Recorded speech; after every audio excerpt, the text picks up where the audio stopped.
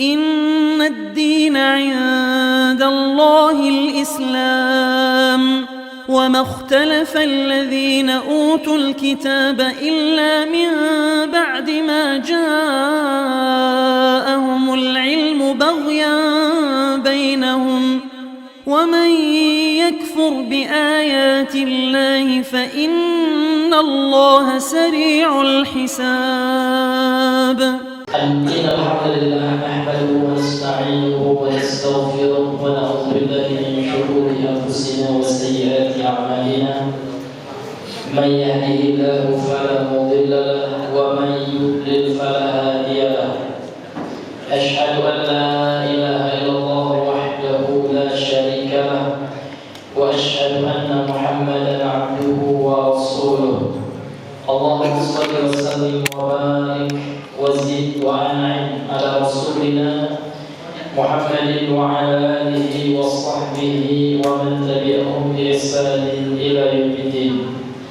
قال الله تعالى في القرآن الكريم يا أيها الذين آمنوا اتقوا الله حق تقاته ولا تموتن إلا وأنتم مسلمون أما بعد فإن أصدق كل محدثة بدعة وكل بدعة ضلالة وكل ضلالة في النار نسأل الله السلامة والعافية. Ma'asyiral muslimin wal muslimat rahimani wa rahimakumullah, kembali kita memanjatkan puji syukur kehadirat Allah tabaraka wa taala karena pada malam hari ini Allah kembali mempertemukan kita di dalam majelis ilmu yang kita berharap kepada Allah mudah-mudahan Allah berkahi majelis ini. Karena setiap kita, setiap manusia menginginkan kebahagiaan, menginginkan hidup yang tenang, hayatan thayyibah, hidup yang baik. Maka sesungguhnya hidup yang baik itu hanyalah didapat dengan beramal saleh. Walaupun dalam kenyataannya terkadang ada orang mencari kesenangan dengan maksiat, mencari kesenangan dengan permainan-permainan. Namun ketahuilah itu sebenarnya kesenangan yang semu, kesenangan yang sementara. Namun kesenangan yang abadi, kesenangan yang hakiki adalah tatkala seseorang beramal saleh. Karena itu janji Allah. Kenapa? Karena yang menciptakan manusia Allah. Tentu Allah lah yang paling tahu apa faktor yang bisa membuat manusia ciptaannya tersebut bahagia. Allah Subhanahu wa taala berfirman sebagaimana dalam Al-Qur'an dalam surah An-Nahl. Kata Allah Subhanahu wa taala, "Man 'amila shalihan min dzakarin aw unsa." Siapa saja gitu ya. Man di situ ya isim syarat ya. Kalau ingin bahagia ini syaratnya gitu ya. Apa syaratnya? Syaratnya man amila shalihan. Siapa saja yang beramal saleh min zakarin aw unsa, baik dari laki-laki maupun perempuan, wa huwa mu'minun. Syaratnya dia beramal saleh di atas keimanan, dia beriman. Maka Allah mengatakan falanuhyiyannahu hayatan thayyibah. Falanuhyiyannahu ya. Allah akan memberikan kepadanya kehidupan gitu ya. Kehidupan yang bagaimana? Hayatan thayyibah. Kehidupan yang baik. Maka hadirin yang dimuliakan oleh Allah, syaratnya adalah apa? Man amila salihan. Syaratnya adalah orang yang beramal saleh. Jadi apapun amal solehnya itu, maka sesungguhnya kalau dibangun di atas wahwa mu'min, keikhlasan maksudnya, dia ikhlas dalam beramal saleh, maka itulah amal yang akan membuat seseorang itu bahagia hidupnya. Jadi Allah tidak mengatakan bahagia itu pada harta, Bapak Ibu. Ada nggak di Al-Quran? Kalau kalian bahagia, kalau kalian ingin bahagia, harus punya harta? Nggak ada. Ya, karena harta itu bukan ukuran seorang itu bahagia atau tidak. Kalau seandainya ukuran bahagia harta, tentu Fir'aun bahagia, Qarun bahagia. Namun ya tidak boleh pula kita katakan orang yang punya harta nggak bahagia. Bukan itu tolak ukurnya. Harta bisa menjadi sumber kebahagiaan kalau digunakan untuk amal soleh. Itu kuncinya, Pak. Contoh Nabi Sulaiman. Siapa yang nggak kenal Nabi Sulaiman? Siapa di muka bumi ini yang mampu mengalahkan kekayaan Nabi Sulaiman? Nggak ada. Ya, Nabi Sulaiman itu manusia terkaya, nabi, raja, ya, manusia yang terkaya juga. Namun hartanya tidak diletakkan di hati. Harta kalau diletakkan di hati, itulah yang membuat orang itu sengsara. Tapi kalau hartanya di tangan, akhirat di hatinya, insya Allah harta tersebut akan dia gunakan untuk akhirat. Namun yang lebih parahnya, Pak, punya harta enggak, akhirat pun enggak, begitu. Miskin, namun hatinya penuh dengan cinta dunia, itu lebih parah. Ini yang dikhawatirkan, celaka di dunia, sengsara di akhirat, gitu ya. Ya, hidup susah, sholat enggak mau, ya Allah, miris sekali, Pak, ya. Hidup sudah susah, makan pun susah, sholat enggak mau, ya. Nah, ini lebih parah. Sengsara di dunia, celaka di akhirat. Maka untuk mendapatkan kebahagiaan adalah amal soleh. Mau dia miskin, kalau beramal soleh, orang miskin yang bahagia.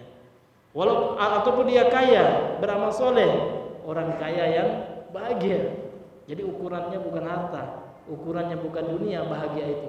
Ukurannya adalah amal soleh. Kalau orang itu beramal soleh, ikhlas, insya Allah bagaimanapun dia, mau dia kaya, mau dia sengsara di dunia, mau dia miskin, ya, mau dia ganteng, mau dia jelek, bukan itu ukuran kebahagiaan.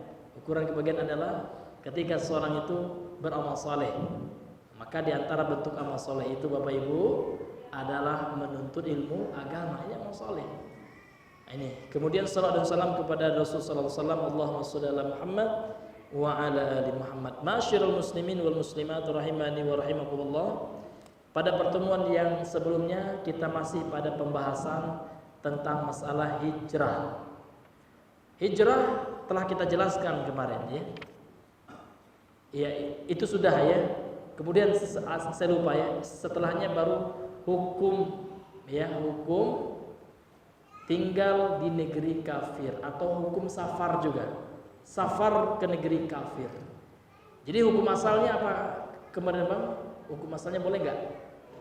Iya, tidak boleh. Boleh kalau memenuhi 3 persyaratan. Ya, apa persyaratannya, Bang? Ya, ayyakuna indahu al-ilmu, ya. Yadfa'u bihi syubahati, ya, asyubuhat, ya. Seorang yang boleh berpergian ke negara kafir, yang pertama hendaknya dia punya ilmu yang bisa menolak syubhat. Nah, yang kedua, Bang? Jalan buku, ya. Itu namanya nyontek, ya. Ayyakuna indahu ilmun, ya, yamna'uhu minasyahawat. Hendaknya seorang itu punya ilmu yamna'uhu, yang menghalanginya dari syahwat. Afwan, punya agama, agamanya kuat itu. Agama di sini maksudnya keimanannya, termasuk keimanan. Imannya kuat. Tidak hanya ilmu, Pak. Kalau berilmu mungkin senokronnya berilmu juga. Ya, orang munafik, misionaris punya ilmu juga dia belajar tentang Islam, namun nggak ada iman, nggak percaya dia, nggak yakin, itu nggak bermanfaat juga. Artinya yang pertama punya ilmu, yang kedua imannya kuat, dia mengamalkan ilmunya. Tidak hanya ilmunya berupa maklumat-maklumat, ya, wawasan-wawasan saja, namun betul diamalkan dalam kehidupannya. Itu yang bisa menolak syahwat. Syahwat itu, Pak, hawa nafsu, ya. Boleh berupa zina, ya. Boleh berupa perkara-perkara haram-haram yang lainnya lah, judi, minuman keras, ya. Ketika dia berilmu, dia yakin dengan ilmunya, dia amalkan ilmunya, itu yang akan membuat dia tidak mau melakukan yang haram yang ada di negeri kafir tersebut. Kemudian yang terakhir apa, Bang? Ayyakuna indahu hajah atau ayyakuna muhtajan ilaihi. Hendaknya orang itu dia butuh, ya, kepada safar itu, ada tujuannya. Contoh kata Syekh Utsaimin kemarin, seorang ingin berobat, ya, di negerinya mungkin nggak canggih, kurang canggih gitu ya. Ya rumah sakitnya kurang canggih. Ya.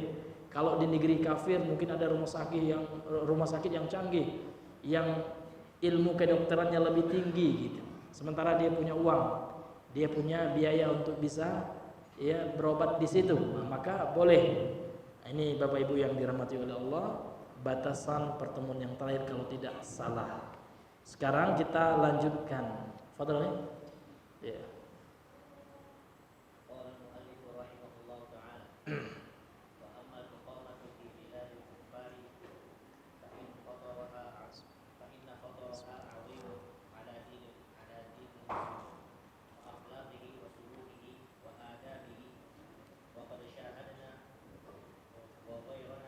Wa ghairuna al-inhirafa ya.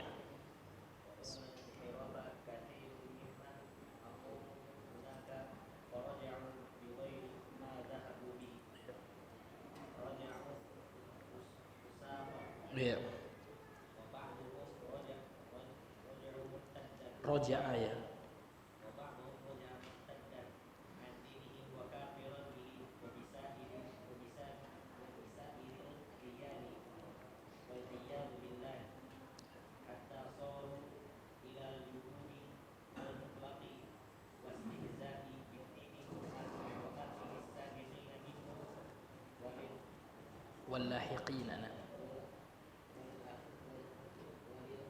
Wallahiqina ya.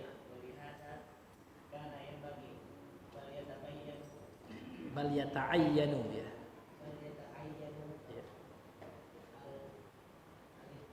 At-tahaffuduna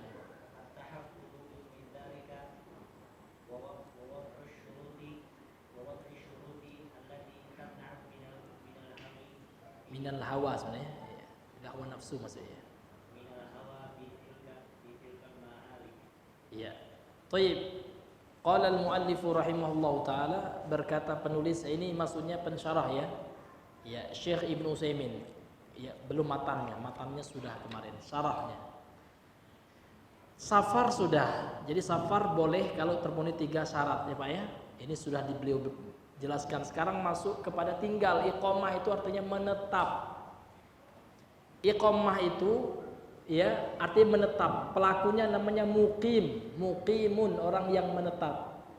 Jadi ada 2 jenis orang yang menetap dalam fikih ya. Yang pertama mustaytin, ya mustaytinun. Mustaytin itu orang penduduk asli. Memang dia keturunan di situ, lahirnya di situ, orang tuanya orang situ, orang asli namanya. Ada pula orang safar, dia bukan penduduk asli Pak, merantau dia. Nah, kemudian tinggal di situ namanya muqim. Dia muqim. Ada juga yang mengartikan mukim itu dia tidak selamanya di situ, gitu. Namun dia sudah niat menetap, gitu. Namun suatu saat akan pulang kampung, gitu ya. Ya contoh orang yang kerja di luar negeri Pak, ya suatu saat mungkin dia tidak akan di situ selamanya, gitu ya. Sudah banyak dapat uang, gitu ya, balik lagi ke kampung. Nah, itu mukim. Ya. Kalau mustaitin, ya itu orang yang memang itu adalah watonnya. Waton itu artinya negerinya Pak, negeri kelahirannya. Memang penduduk asli dia, pribumi. Ini Bapak Ibu. Maka yang dibahas sekarang oleh beliau orang yang menetap di situ, mukim. Yang safar kan sudah. Qala syarih rahimahullah wa ammal iqamatu fi biladil kufar. Adapun ya menetap di negeri kafir fa inna khataraha azimun. Maka sesungguhnya bahayanya itu sangat besar. Khotor itu bahaya, dangerousnya sangat luar biasa bahayanya. Ala dinil muslim, atas agama seorang muslim, bukan atas dunia. Kalau atas dunia enak ya Pak ya, semua bebas di situ. Mau judi nggak dilarang, mau zina silahkan, iya Pak ya. Kumpul kebo semuanya, iya kan? Tidak ada yang usil kata mereka gitu ya. Kalau di Islam kan bukannya usil, itu adalah bentuk ingkar mungkar, itu yang Allah perintahkan gitu. Jadi menetap di negeri kafir itu bahaya atas agama kita. Ya. Wa akhlaqihi, dan akhlaknya. Wa sulukihi, sama. Akhlak dan suluk itu sama. Akhlak dan suluk itu sama ya. wa adabi, dan adabnya, etikanya. Wa qad syahadna, dan kami telah menyaksikan, kata beliau. Wa ghairuna, dan orang lain selain kami juga telah menyaksikan apa? Inhirafa katsirin, ya katsirin sebagai mudhafun ilaih gitu. Inhirafa katsirin, penyelewengan kebanyakan, mimman, dari siapa saja, aqamu hunaka, yang menetap di sana, yakni di negeri-negeri kafir tersebut. Nah, jadi memang banyak realitanya. Kalau enggak salah ini sudah atau belum ini? Belum ya. Dahulu atau pertemuan yang lalu, kalau enggak salah saya pernah memberikan contoh, Pak. Teman saya betul ya. Teman dahulu ya pernah pergi study tour ya di Kansas University ya di Amerika. Nah, jadi memang awalnya memang sebelum pergi agamanya kurang nih teman ya. Sholat kadang bolong-bolong gitu ya. Nah, pas dia pulang dari studi tour itu, cerita dia, Amerika itu memang mantap. Mantapnya gimana? Kalau di Indonesia ini norak katanya apa? Dikit-dikit dilarang ya. Kalau kita misalkan pegang-pegangan bawa cewek gitu ya, di tempat umum ciuman-ciuman, itu kan tabu ya. Itu sesuatu yang melanggar norma kita di negara kita. Kalau di Amerika itu yang mantap ya, bebas, tidak ada orang yang larang katanya kan. Bahkan orang yang larang itu bisa kena HAM ya, gitu, kena pasal katanya. Itu parahnya. Ini Pak, ini contoh yang merusak akhlak ya. Kalau nggak kuat agama seseorang itu terpengaruh betul, rusaklah akhlaknya. Akhirnya apa? Dia membenarkan akhlak yang hina tersebut. Itu kan akhlak binatang itu, ya kan? Iya. Masa berzina, melakukan hal-hal cabul di depan umum tidak malu, ya kan? Gak ada lagi rasa malu. Apa bedanya dengan wow? Apa beda dengan monyet ya Pak ya, yang di hutan itu? Nah, ini merusak akhlak ya. Akibat apa Pak? Menetap di situ bagi yang kurang ilmu dan agamanya ini. Makanya syarat yang dibuat oleh ulama itu orang yang hendak safar atau menetap itu harus miliki ilmu dan agama yang kuat. Kalau enggak, nah itulah contohnya Pak. Hancur akhlaknya. Na'udzubillahi min zalik. Faraja'u bi ghairi ma dhahabu ilaih. Maka mereka pulang dengan bentuk yang berbeda gitu. Ketika mereka pergi gitu ya. Balik mungkin Masya Allah masih Islam, pulanglah murtad. Ada juga Pak, na'udzubillah. Ya pas pergi ya masih sholat, pulang nggak sholat lagi. Ya, tapi ada juga Pak yang dapat hidayah juga. Nah, ini juga tidak kita pungkiri, ya kan? Karena hidayah Allah itu dimanapun kalau Allah berkehendak, ya Pak ya. Dan orang itu punya itikat. Gitu. Jadi hidayah Allah itu memang Allah berikan bagi orang yang berusaha untuk mendapatkannya. Itu kata kuncinya Pak. Ya kan ada usaha. Karena hidayah Allah itu bagaikan rezeki kita. Mungkinkah secara logika seorang itu bisa sukses dalam dunianya, sukses dalam pendidikannya kalau dia malas? Nggak mungkin gitu ya. Iya, sedang rajin saja belum tentu orang itu bisa sukses, apalagi malas gitu. Begitu juga hidayah Allah. Ya, hidayah Allah itu sama dengan rezeki Allah. Ya, mesti kita cari, kita upayakan. Makanya orang yang Allah berikan hidayah itu adalah orang yang betul-betul bertekad dalam hatinya ingin mendapatkan hidayah. Nah ini Bapak Ibu yang dirahmati oleh Allah. Maka seseorang yang mendapatkan hidayah itu Pak, Allah tahu dalam hatinya orang itu menginginkan hidayah. Orang yang Allah sesatkan itu Allah tahu orang ini nggak mau hidayah. Maka lihat kita sekarang ya, ada orang yang macam Fir'aun perangainya. Memang hatinya seperti itu. Hatinya tidak mau untuk mendapatkan hidayah. Kemudian ada orang yang tadinya begal, tadinya kriminal, tiba-tiba di akhir hayatnya Masya Allah taubat dia Pak ya. Karena Allah tahu walaupun orang ini jahat, namun hatinya itu masih ada iktikat keinginan untuk mendapatkan kebaikan.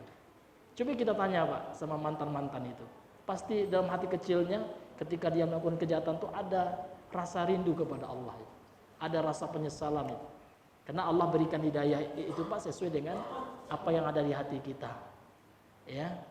Makanya dalam Al-Qur'an itu Pak, dalam surah As-Saff ya, orang yang sesat maka itulah yang Allah sesatkan. Orang yang hatinya condong kepada kesesatan gitu. Falamma zaghu azaghallahu qulubahum gitu. Tatkala mereka itu condong kepada kesesatan, condong kepada ya penyelewengan, maka Allah sesatkan. Jadi Allah menyesatkan orang itu Pak bukan karena suka-suka Allah, enggak gitu, karena Allah Maha Adil. Ya, Allah menyesatkan orang itu karena orang tersebut ternyata yang condong hatinya kepada kesesatan. Bukan seperti Jabariyah, Asy'ariyah terkena dengan paham Jabariyah. Ya, mereka mengatakan manusia itu enggak ada kehendak katanya. Manusia itu kalau kita umpamakan bagaikan kertas yang diterbangkan angin, tidak ada pilihan, tidak ada ikhtiar, itu salah. Ya, karena manusia itu dalam Al-Qur'an, dalam hadis pun telah ditegaskan punya pilihan. Allah berikan pilihan untuk memilih. Kalau seandainya manusia itu enggak ada pilihan, Pak, untuk apa nanti Allah tanya? Kan itu perbuatan Allah juga gitu. Ini menunjukkan apa? Manusia juga punya pilihan. Makanya di akhirat ditanya oleh Allah. Ya kan, kenapa kamu enggak sholat? Karena Allah sudah berikan pilihan untuk sholat dan tidak sholat. Punya andil manusia itu untuk memilih gitu. Nah, ini Bapak Ibu yang dirahmati oleh Allah Subhanahu wa taala. Kita kembali kepada pembahasan. Jadi ada orang yang faraja'u bi ghairi ma dhahabu ilaih. Dia kembali dari negara kafir itu ya dengan bentuk yang berbeda dengan apa yang dia pergi ke negeri kafir itu gitu. Raja'u fusaqan, mereka kembali dalam keadaan fasik. Ada juga apa ya? Balik-balik enggak sholat lagi ya. Balik-balik pemikirannya sudah luar biasa buruknya. Ya, raja'u fusaqan, fusaqan sebagai halnya, keadaannya. Wa ba'duhum raja'a murtaddan. Kemudian sebagian mereka ketika kembali dari negeri kafir, mereka kembali dalam keadaan na'udzubillah min zalik, murtad Bapak Ibu. Ya, na'udzubillah. Ini adalah musibah yang paling besar dalam hidup kita, dalam hidup seorang muslim itu atau seorang manusia. Ini musibah besar nih Pak, karena musibah yang paling besar menimpa orang itu adalah musibah dalam agama. Iya. Kalau musibah dalam urusan dunia, kalau kita sabar, itu malahan memberikan peluang pahala. Rumah kita terbakar, itu musibah nggak Pak? Musibah. Ketika dia sabar, ya Allah mungkin ini ada kesalahan saya dahulu ini. Ya kan? Dia introspeksi diri, dia mau muhasabah gitu. Sabar dia, ya Allah saya ikhlas menerima. Ini adalah milikmu ya Allah. Kalau engkau ambil nikmat ini, sesungguhnya engkaulah yang memberikannya. Ikhlas dia Pak, dapat pahala. Tapi yang parah itu musibah dalam agama. Yang tadinya sholat, sekarang enggak sholat lagi. Na'udzubillah. Ya kan? Yang tadinya tidak berjudi, sekarang kembali kepada kebiasaan lamanya. Misalkan dia dewa judi. Iya, judi lagi, na'udzubillah. Ya kan? Yang tadinya sudah berjenggot, mengamalkan sunnah, sudah menghilangkan kebiasaan merokok, balik-balik, wih lah mantap ya kan. Itu contoh Pak. Maka hidayah itu mahal. Maka hidayah itu harus kita usahakan. Harus kita usahakan memang hidayah itu. Mendapatkan hidayah payah Pak, dan mempertahankannya itu juga lebih payah. Maka usaha kita dua. Ya, usaha kita mendapatkan hidayah dan mempertahankan hidayah sampai kita mati. Itu usaha kita dalam kehidupan ini. Ya, maka banyak Pak di antara orang-orang ya yang dahulunya dia mengenal sunnah gitu ya, sekarang entah kemana dia. Ternyata tiba-tiba ya Pak ya, dia sudah tidak lagi ya, dia sudah kembali ya menghisap ya, menjadi ahli hisab kembali. Ada juga na'udzubillahi min zalik. Maka kita doakan teman-teman kita yang seperti itu ya.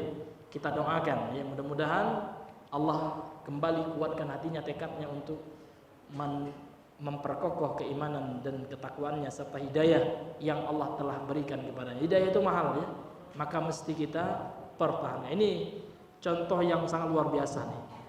Murtad itu na'udzubillah Pak ya. Ini petaka yang sangat luar biasa. Ini musibah yang sangat besar ini.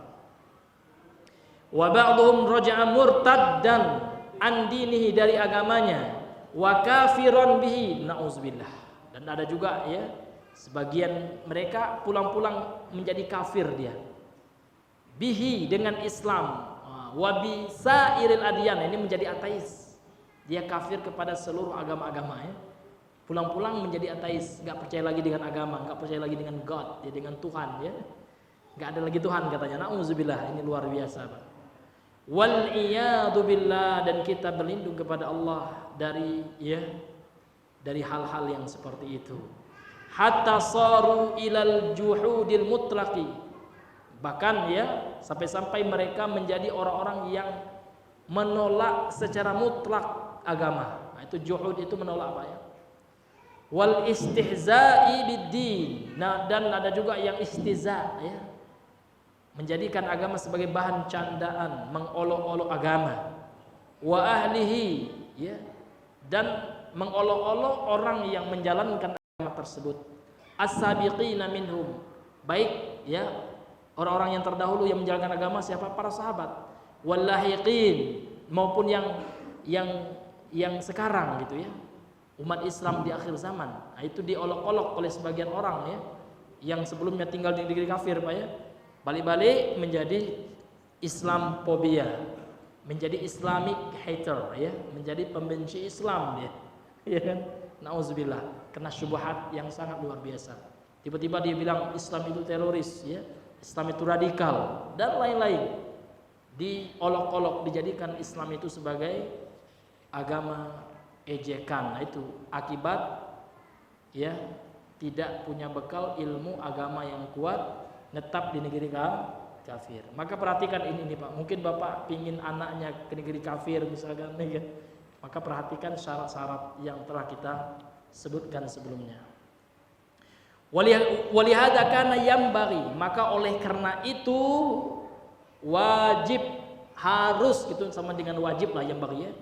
Bal yata'ayyan, ini bahkan yata'ayyan itu sama dengan wajib juga ya.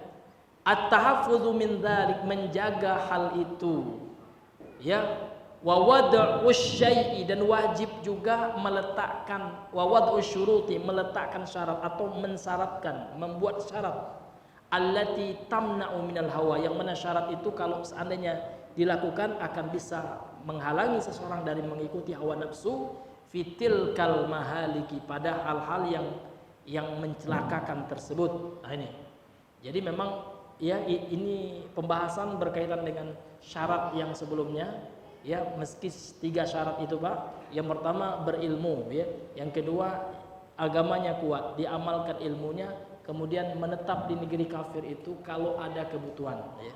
Kalau ada kebutuhan, contoh kebutuhan itu berobat ya, atau mempelajari ilmu. Ini sudah dicontohkan oleh beliau, ilmu yang memang tidak ada di negeri muslim ya. Di Dubai nggak ada misalnya, di Kuwait pun nggak ada, di negeri-negeri muslim yang kaya nggak ada ilmu itu, cuma ada di negeri kafir misalkan. Nah, barulah boleh ya Pak ya. Nah, ini hadirin yang diberikan oleh Allah. Kemudian Syekh ini murid Syekh bin Baz ya, Syekh Sa'id bin Waqaf ya, Al-Qahtani, penulis kitab Hisnul Muslim juga dan kitab yang lainnya. Beliau mengatakan termasuk yang dibolehkan itu adalah berdagang. Dalilnya apa? Dalilnya Rasulullah pernah berdagang ke negeri kafir dahulu, sebelum negeri Syam itu menjadi negeri Islam. Rasul juga pernah berdagang, para sahabat juga pernah berdagang. Namun dagang itu ya dibolehkan kalau 2 syarat yang sebelumnya dipenuhi. Orang yang berdagang itu berarti harus kuat ilmu agamanya ya, harus mengamalkan agamanya, bukan pedagang yang tidak sholat gitu. Itu nggak bisa ya, ya kan? Di negeri Islam aja nggak sholat, apalagi di negeri kafir kan gitu. Di negeri Islam aja dia maksiat ya kan, apalagi dia tinggal ya di negeri kafir. Tentu maksiatnya akan menjadi jadi ya, karena tidak ada lagi ya koridor di situ, tidak ada lagi ya aturan-aturan Islam yang ada di negeri tersebut. Wallahu a'lam bishawab. Fadhal ya.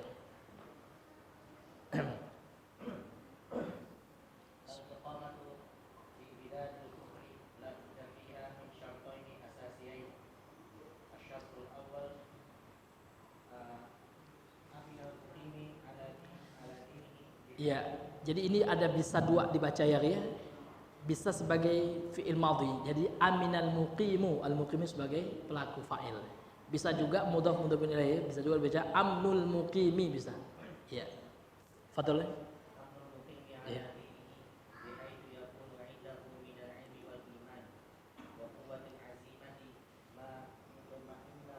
Ya ma yatma'innuhu ya ma yatma'innuhu ya.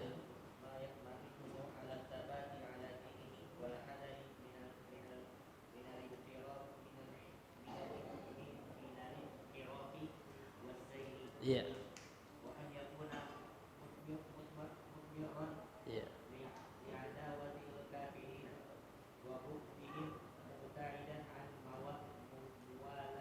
Iya. Wa nam.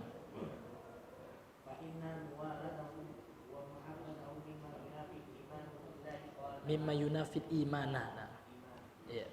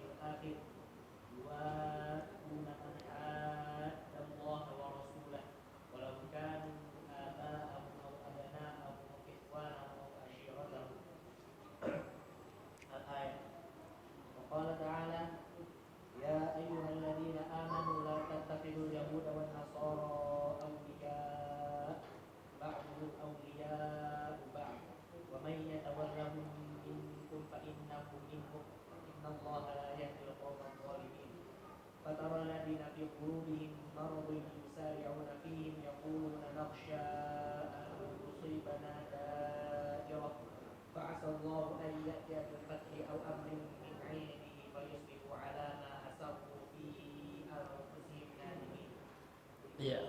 Wa thabata fi sahih. وثبت في الصحيح عن النبي صلى الله عليه وسلم أن من أحب قوما فهو منهم وأن المرء معا على من أحبه ومحبة أعداء الله من أعظم ما يكون خطرا على المسلم لأن محبتهم تستلزم ya.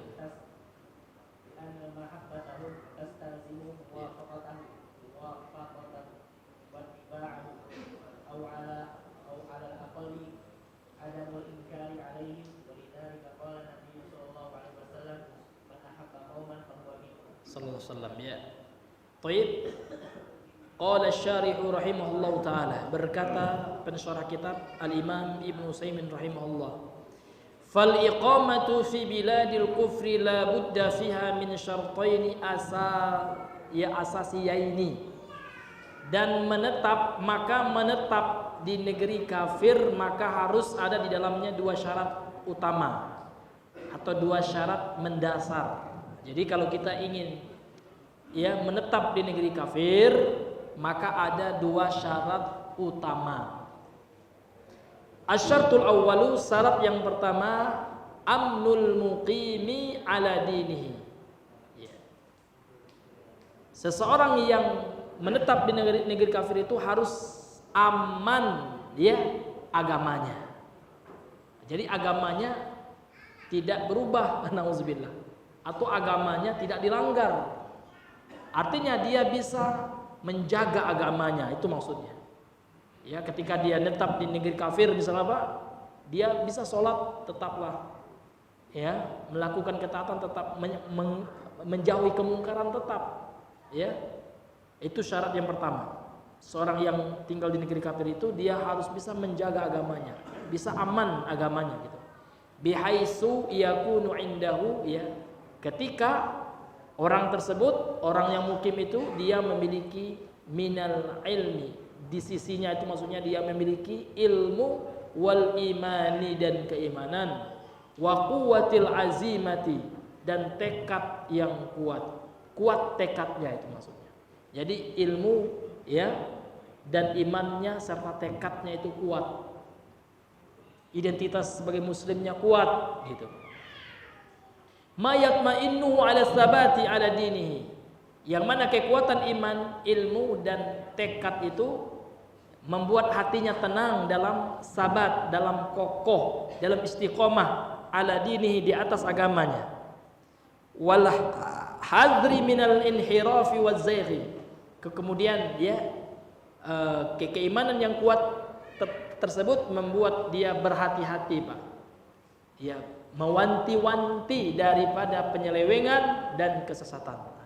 Itu buah dari ilmu dan imannya, Ketika dia tinggal di negeri kafir, maka dia bisa kuat, kokoh, istiqomah, sehingga dia terhindar dari kesesatan gitu Pak.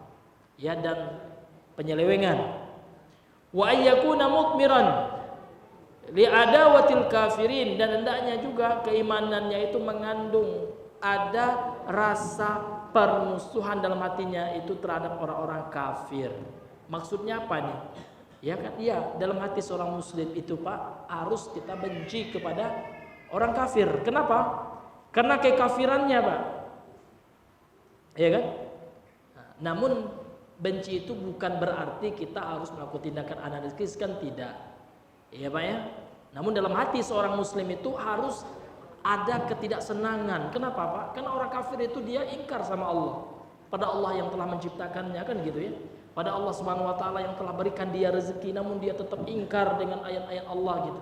Maka seorang muslim itu dalam hatinya jangan pernah senang dengan orang kafir. Kenapa?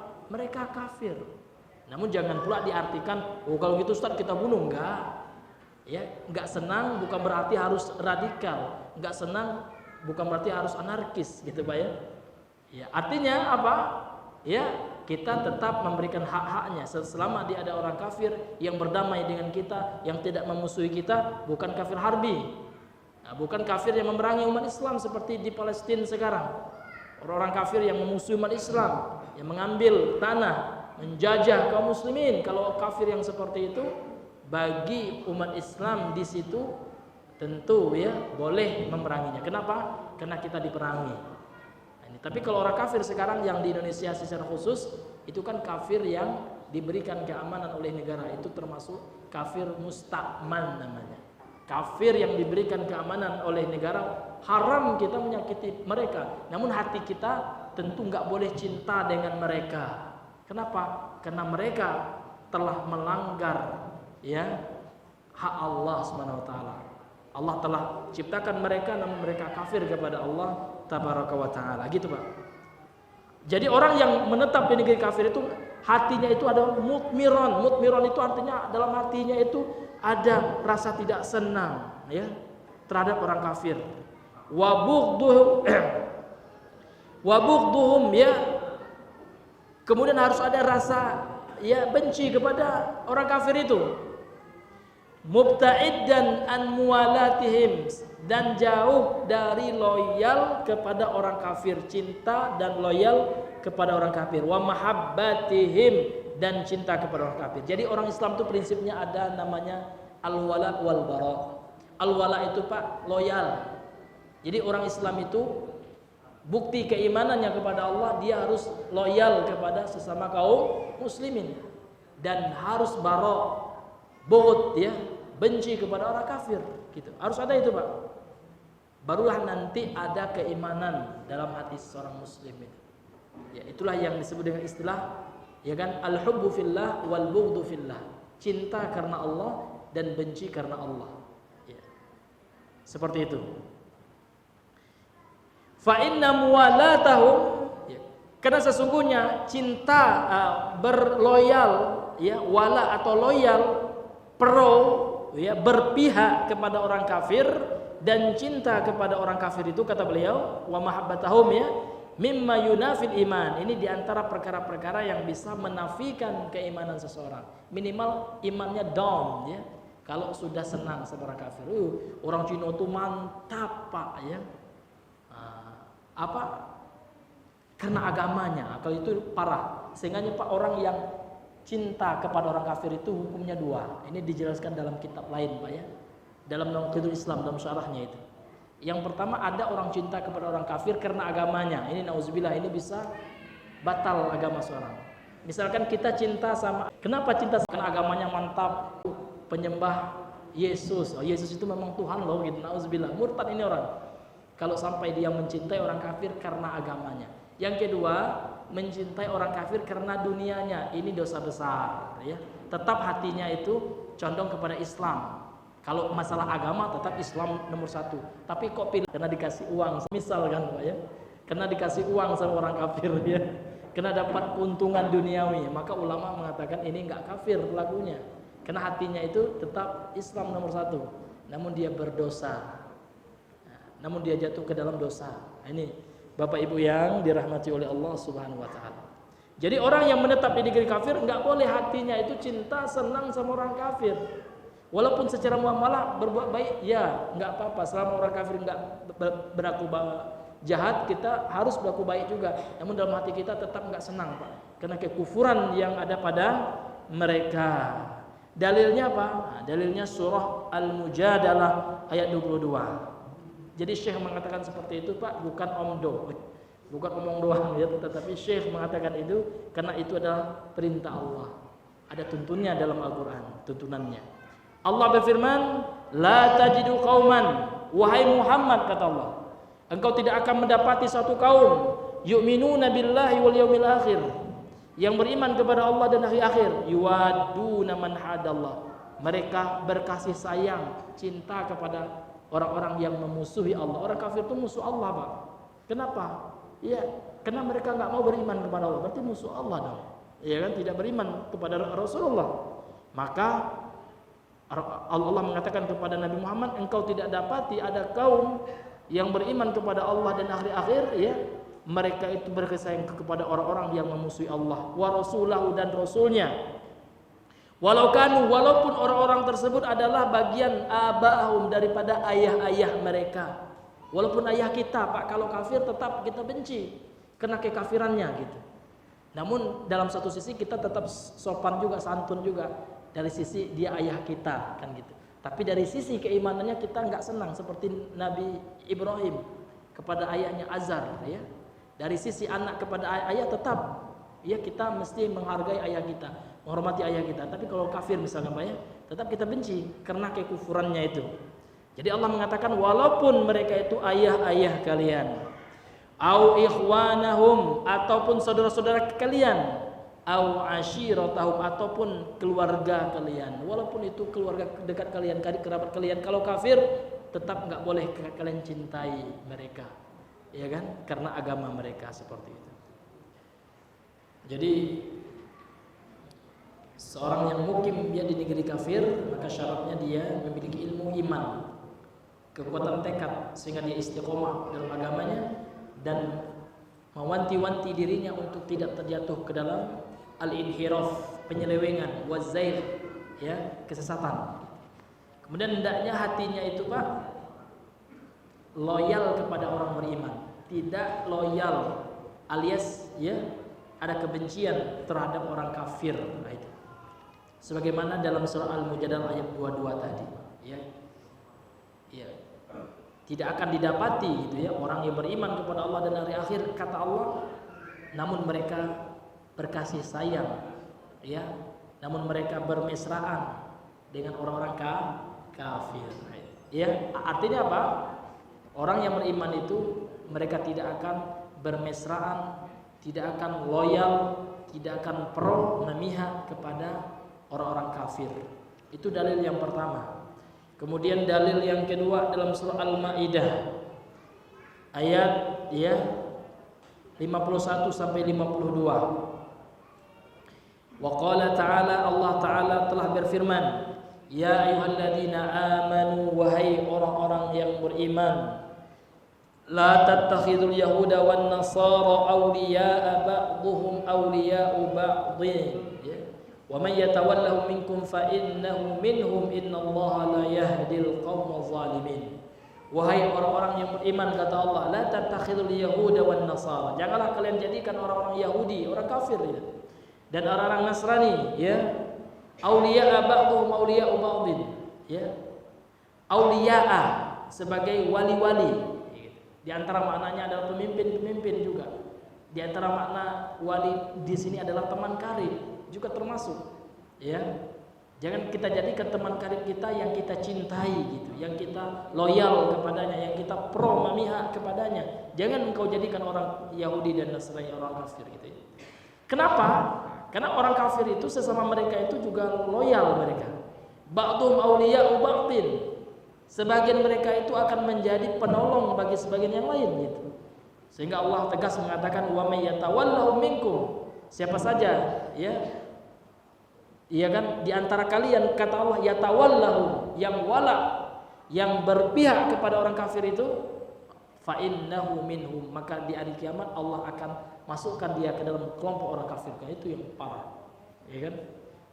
Makanya kita nggak boleh memihak kepada orang kafir. Kenapa? Karena Allah mengatakan kalau kita memihak, besok di hari kiamat jangan bergabung dengan orang Islam. Kamu kan dulu ya kan di dunia kan pilih orang kafir kan? Ya, sekarang sana jangan gabung dengan orang Islam.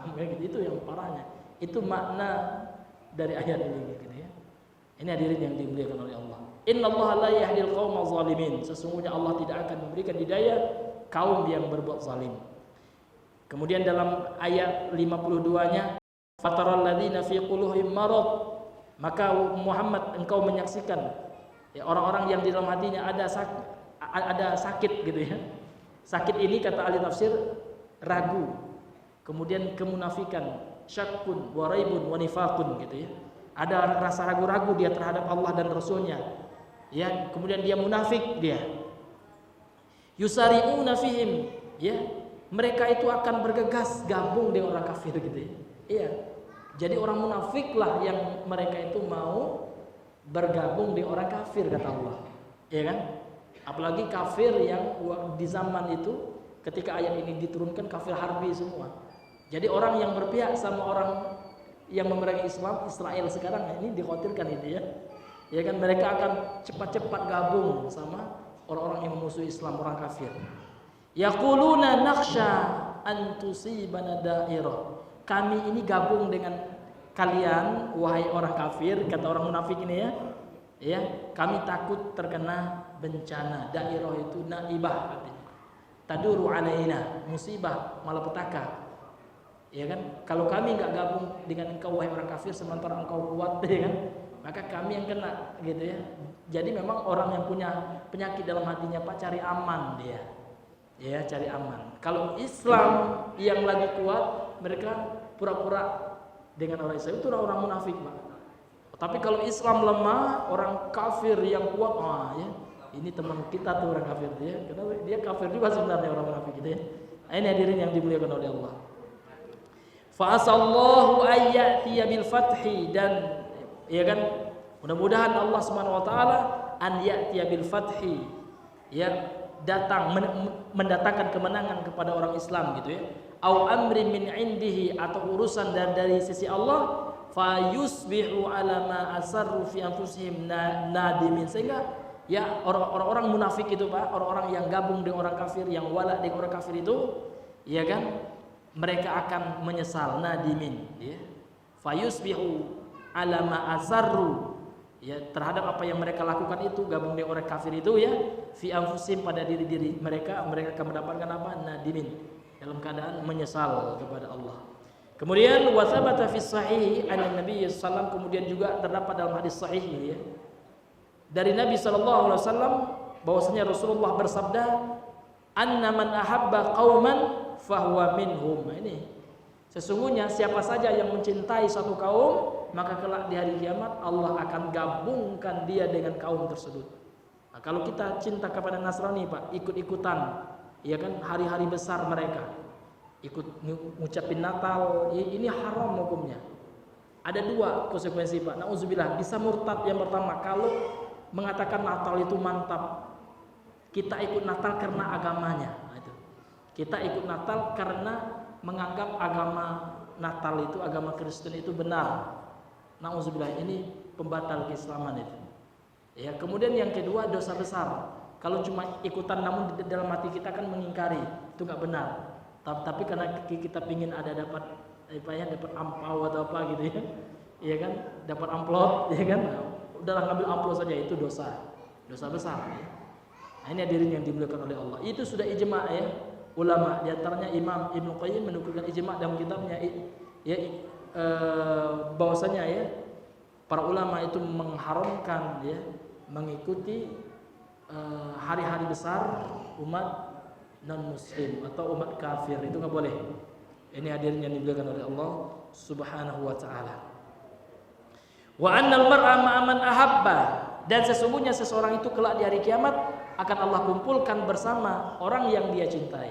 Maka hendaknya kita mencintai Rasulullah supaya mudah-mudahan kita kalau mati ya di akhirat kelak dikumpulkan bersama Rasulullah. Bersama orang beriman itu yang kita cintai, jangan orang Nasrani gitu ya. Nauzubillahi min zalik. Sehingga di sini beliau mengatakan wa mahabbatu a'da'illahi min a'dhami ma yakunu khataran 'alal muslim.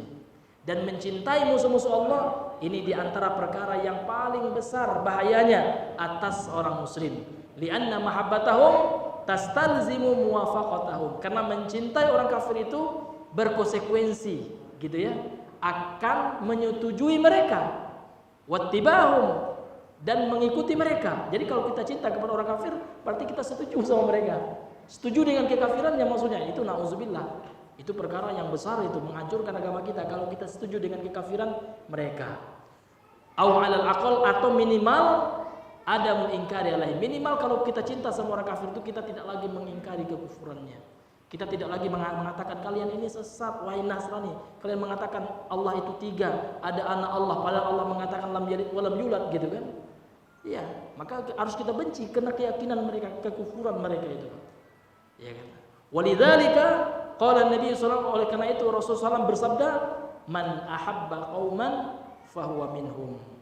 Siapa saja yang mencintai satu kaum, maka kelak di hari kiamat dia akan dimasukkan ke golongan kaum tersebut. Maka jangan cintai, wajib dibenci orang-orang kafir. Maka wala dan bara itu Pak dibagi dua, ya. Ada yang mutlak, ada yang muqayyad. Kalau orang kafir kita mutlak bara, mutlak kita berlepas diri dengan orang kafir, itu mutlak Pak. Tidak ada tergantung lagi. Tidak relatif hukumnya, mutlak. Ya. Baik itu kafir harbi maupun kafir zimmi atau kafir yang enggak, tetap kita harus membencinya. Kenapa? Karena dia kufur kepada Allah. Kemudian ada namanya barok yang muqayyad, yaitu pelaku bid'ah dan pelaku maksiat. Kita berlepas diri dengan kebid'ahannya saja, ya kan? Kalau dengan orangnya tetap kita nggak boleh kita benci, tetap orangnya kita doakan, namun kita benci dengan kebid'ahannya. Atau pelaku maksiat juga, ya, kita benci dengan kemaksiatannya, dan orangnya kita doakan dan kita berikan nasihat. Ini hadirin yang dimuliakan oleh Allah Subhanahu wa ta'ala.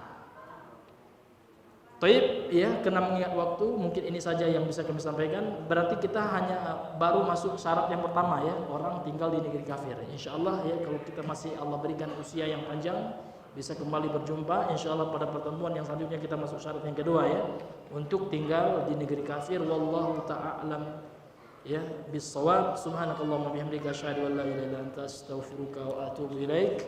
Assalamualaikum warahmatullahi wabarakatuh. Waalaikumsalam warahmatullahi wabarakatuh.